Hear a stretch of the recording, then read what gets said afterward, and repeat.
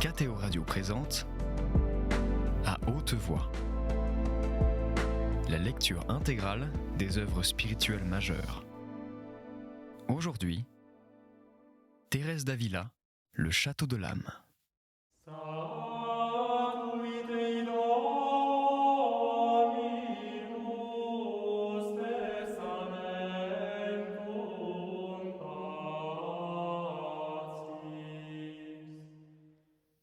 Chapitre 8. Elle traite de la manière dont Dieu se communique à l'âme par vision intellectuelle et donne quelques avis.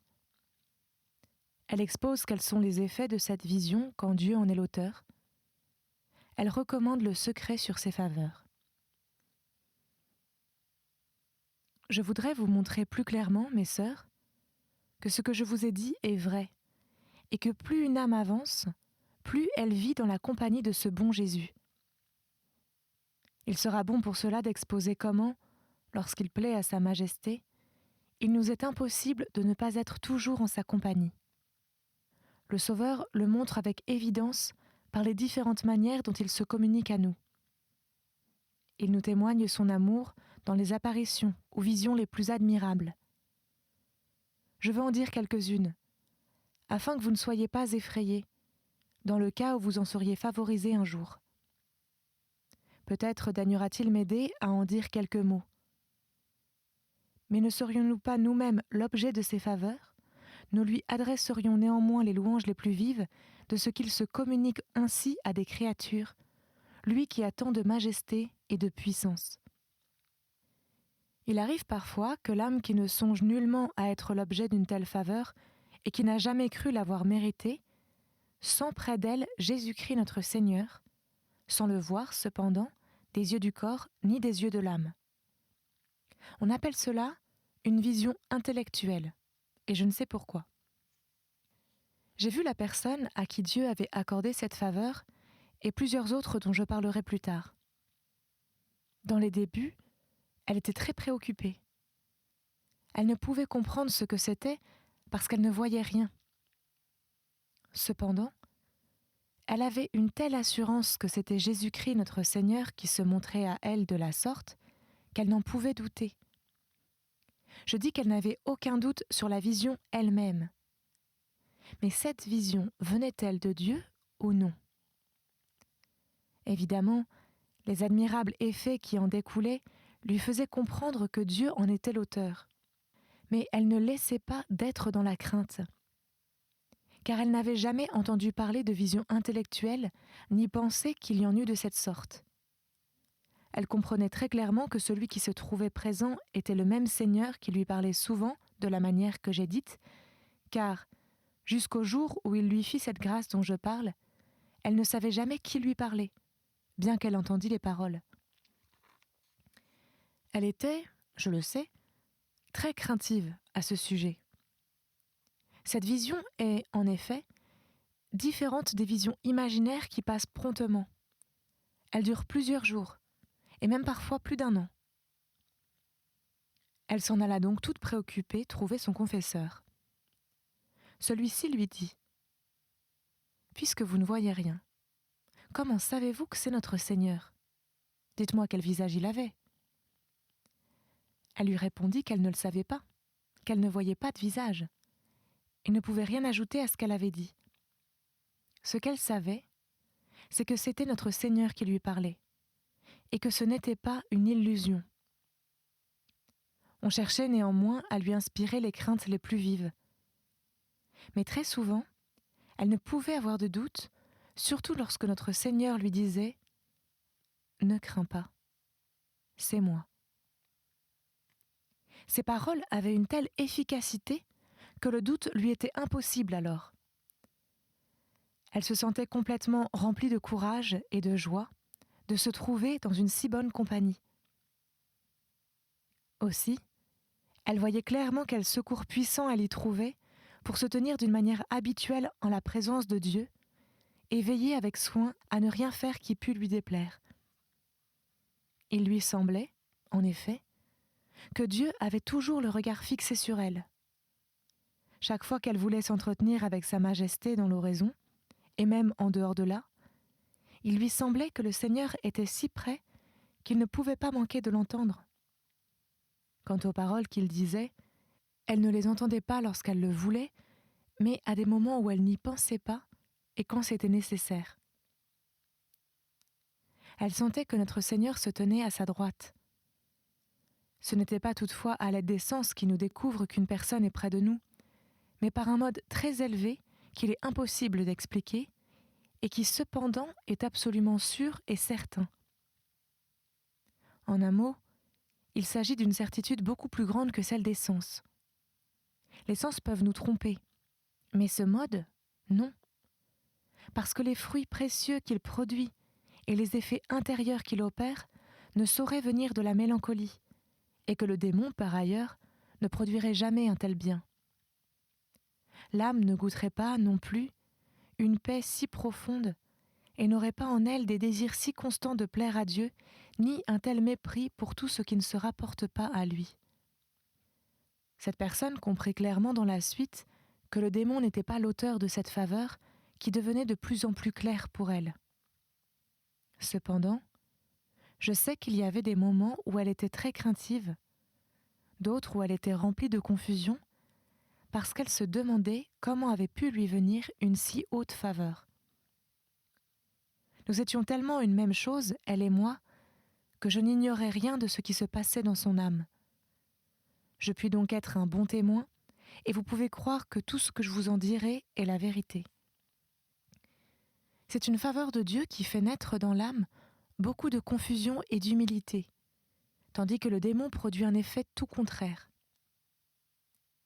L'âme voit avec évidence que cette grâce vient de Dieu et que toutes les industries humaines seraient impuissantes à agir d'une manière si élevée. Aussi, quand elle la reçoit, elle ne la regarde point comme un bien propre, mais comme un don qui lui vient de la main de Dieu. Bien que quelques-unes des faveurs dont j'ai parlé me semblent plus hautes, celle-ci toutefois apporte une connaissance particulière de Dieu. De plus, l'âme, jouissant d'une manière si continuelle de sa compagnie, sent naître en elle l'amour le plus tendre pour sa majesté, ainsi que des désirs, plus ardents encore que ceux dont nous avons parlé, de se consacrer tout entière à son service, et enfin, la plus grande pureté de conscience. Car cette présence de Dieu qui se tient à son côté fait que son attention est sans cesse en éveil.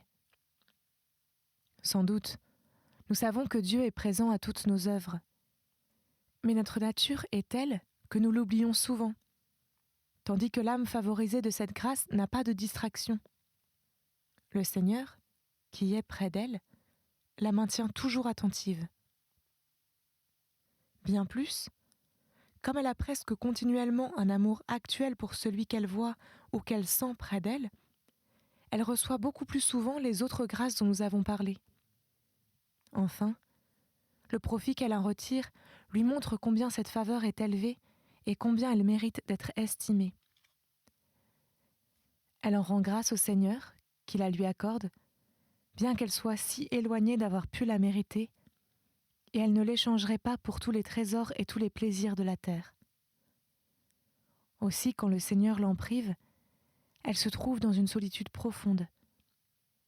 Mais tous les efforts qu'elle pourrait réaliser pour recouvrer cette compagnie lui serviraient de peu. Le Seigneur accorde cette grâce quand il veut, et nous ne pouvons l'acquérir par nous-mêmes. Quelquefois, l'âme jouit aussi de la compagnie d'un saint, et elle en retire également un grand profit. Mais si l'on ne voit rien, me direz-vous, comment comprend-on que c'est le Christ qui est là, ou sa très glorieuse mère, ou un saint ? À cela, l'âme ne pourra répondre. Il lui est impossible, en outre, de comprendre comment elle le sait. Ce qu'elle peut dire seulement, c'est qu'elle le sait d'une manière très certaine. Que le Seigneur nous tienne compagnie et nous parle, cela ne semble pas très difficile à comprendre. Mais qu'un saint vienne de la sorte sans prononcer une parole, et qu'il semble uniquement placé là par Dieu pour aider l'âme et lui tenir compagnie, voilà qui est plus merveilleux encore. Ainsi en est-il de certaines autres faveurs spirituelles. On ne saurait les exprimer, mais elles nous montrent du moins combien basse est notre nature et combien elle est loin de comprendre les infinies grandeurs de Dieu, puisque nous ne pouvons même comprendre ses faveurs. Aussi, l'âme qui les reçoit doit-elle les admirer et rendre gloire à sa majesté. Elle lui en adressera des actions de grâce toutes particulières.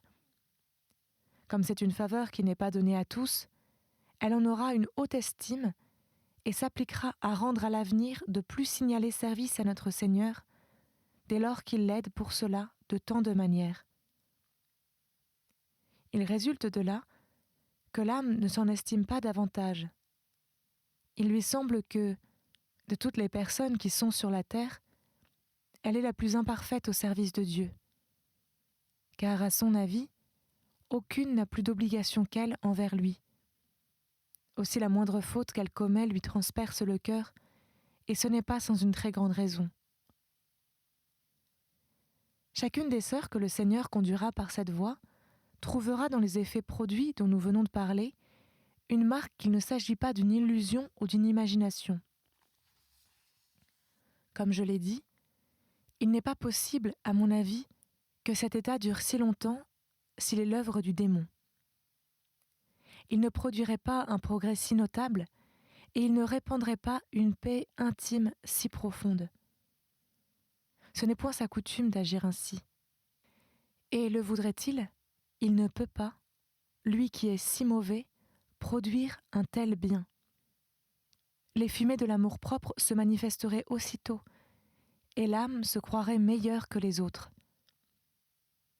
De plus, la vue de l'âme qui se tient toujours si unie à Dieu et si appliquée à penser à lui causerait tant de dépit au démon que, s'il tentait de la tromper par là, il ne recommencerait pas souvent. Dieu, d'ailleurs, est tellement fidèle qu'il ne lui laisserait pas tant de pouvoir sur une âme dont toute l'ambition est de plaire à sa majesté et de sacrifier sa vie pour son honneur et sa gloire. Aussi, il ne tarderait pas à la tirer de l'illusion. Mon avis est, et sera toujours, que l'âme se conforme à ce que nous avons dit après avoir reçu des faveurs. Et alors, si Dieu permet parfois qu'elle soit tentée par le démon, il la délivrera du combat avec gloire, et le démon restera confondu. Voilà pourquoi, mes filles, si quelques-unes d'entre vous se trouvent dans cette voie, comme je l'ai dit, qu'elles ne s'effraient point. Il est bon cependant de marcher avec crainte et de nous tenir davantage sur nos gardes. Il ne faut pas non plus, après avoir reçu de si hautes faveurs, mettre tant de confiance en nous-mêmes que nous venions à nous négliger. Ce serait un signe qu'elles ne viennent pas de Dieu, car vous ne découvririez pas en vous les effets dont j'ai parlé. Il est bon dans les commencements de consulter sous le secret de la confession un homme très instruit, car ce sont les savants qui doivent nous donner la lumière. On peut interroger également une personne très élevée dans la spiritualité. Quand cette personne n'est pas très spirituelle, il est mieux de choisir un homme très instruit. Mais quand vous le pouvez, consultez l'un et l'autre. Si l'on vous dit que vous êtes dans l'illusion, ne vous en troublez pas. L'illusion ne peut faire ni beaucoup de mal, ni beaucoup de bien à votre âme. Mais recommandez-vous à la divine majesté pour qu'elle ne permette pas que vous soyez trompés. Si l'on vous dit que vous êtes le jouet du démon, votre peine sera plus vive. Ce n'est pas néanmoins un homme vraiment savant qui vous le dira, pourvu qu'il découvre en vous les effets dont j'ai parlé. Et le dirait-il ? Je sais, moi, que le Seigneur lui-même, qui est en votre compagnie, vous consolera et vous rassurera. Il l'éclairera aussi, peu à peu, le savant, pour qu'il vous donne à son tour la lumière. Si celui que vous consultez, tout en étant un homme d'oraison, est étranger à la voie que vous suivez, il s'étonnera aussitôt de votre état et le condamnera. Voilà pourquoi je vous conseille de vous adresser à un homme très instruit, et, si vous le pouvez, à quelqu'un qui soit en même temps très élevé dans la spiritualité. la prieure donnera la permission nécessaire. Car, bien que la vue de la sainte vie d'une sœur montre que son âme suit un chemin sûr, la prieure sera cependant obligée de la laisser consulter quelqu'un, afin que l'une et l'autre puissent être en sécurité. Une fois qu'elle aura traité de son intérieur avec ces personnes, que la sœur se tienne tranquille et ne consulte plus. Parfois, en effet, il n'y a aucun sujet de crainte, et le démon inspire des appréhensions tellement excessives qu'elle force l'âme à ne pas se contenter d'avoir consulté une fois, surtout quand le confesseur a peu d'expérience, se montre timide ou pousse lui-même à rechercher d'autres conseils. Alors, ce qui aurait dû rester très secret devient public. L'âme est persécutée et tourmentée. Quand elle s'imagine que tout est secret, elle le voit connu du public. Il en résulte qu'une foule de tourments viennent fondre sur elle et que l'ordre lui-même pourrait avoir à en souffrir avec les temps malheureux où nous vivons. Ainsi donc, il faut agir avec beaucoup de prudence. C'est là ce que je recommande instamment aux prieurs. Mais on ne doit pas s'imaginer qu'une sœur est plus parfaite que les autres parce qu'elle est l'objet de telles faveurs. Notre Seigneur conduit chaque âme comme il le juge bon pour elle. Ces faveurs sont un secours pour aider l'âme à devenir une grande servante de Dieu si elle fait ce qui dépend d'elle. Parfois, cependant, Dieu conduit les plus faibles par cette voie. On ne saurait donc ni approuver ni condamner ces âmes. Il faut considérer leur vertu. Celle qui sera la plus mortifiée et la plus humble, ou qui servira notre Seigneur avec le plus de pureté de conscience, sera aussi la plus sainte. Encore, nous ne saurions ici-bas en avoir une certitude complète. Il faut attendre que le véritable juge rende à chacun selon ses mérites. Nous verrons alors avec étonnement combien ces jugements sont différents de ceux que nous formons ici-bas. Qu'il soit loué à jamais, ainsi soit-il.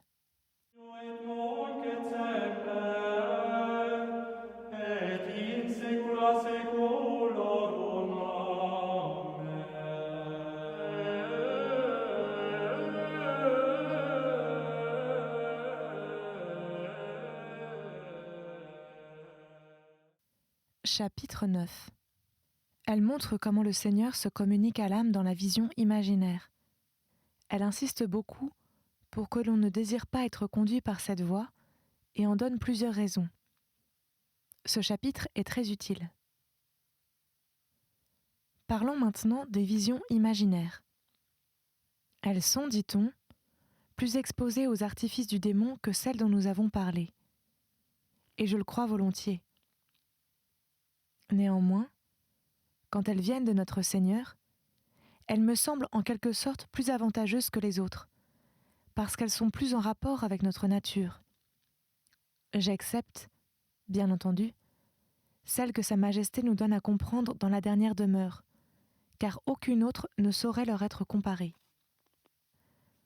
Considérons à présent comment notre Seigneur est avec nous, ainsi que je l'ai dit au chapitre précédent. Représentons-nous que nous avons dans une cassette d'or une pierre précieuse d'une valeur extraordinaire et d'une vertu inestimable. Il est absolument certain qu'elle est là, mais sa vertu ne manque pas de se faire sentir quand nous la portons sur nous. Tout invisible qu'elle soit restée à nos regards, nous ne manquons pas de l'estimer, car l'expérience nous l'a prouvé, elle nous a délivrés de plusieurs infirmités qu'elle a la propriété de guérir. Mais nous n'osons la regarder, ni ouvrir le coffret qui la contient. D'ailleurs, nous ne le pourrions pas. Le propriétaire seul en connaît le secret et en possède la clé.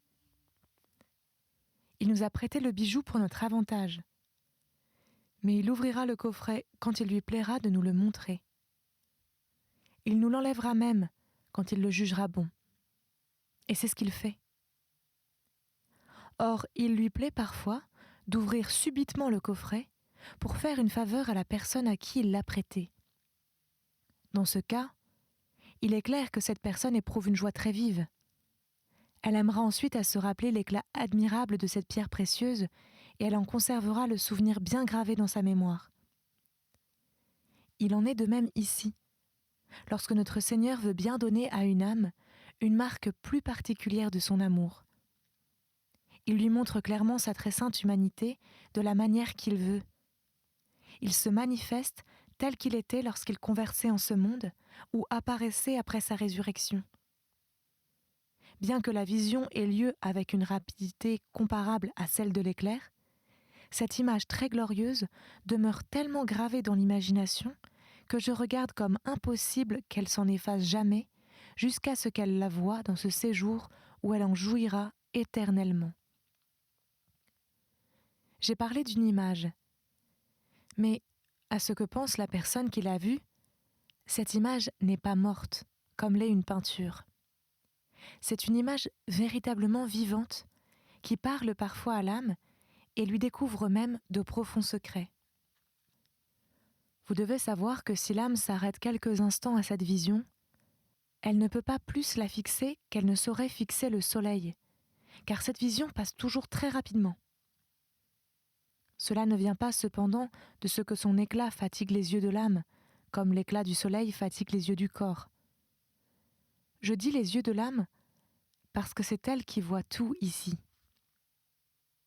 D'ailleurs, quant à la vision qui est perçue par les yeux du corps, je n'en puis rien dire.